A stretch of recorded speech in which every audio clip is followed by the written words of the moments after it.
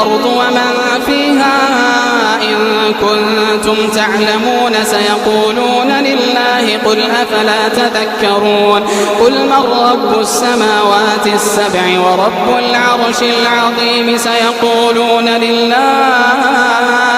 قل أفلا تتقون قل من بيده ملكوت كل شيء وهو يجير ولا يجار عليه إن كنتم تعلمون سيقولون لله قل فأنى تسحرون بل أتيناهم بالحق وإنهم لكاذبون ما اتخذ الله من ولد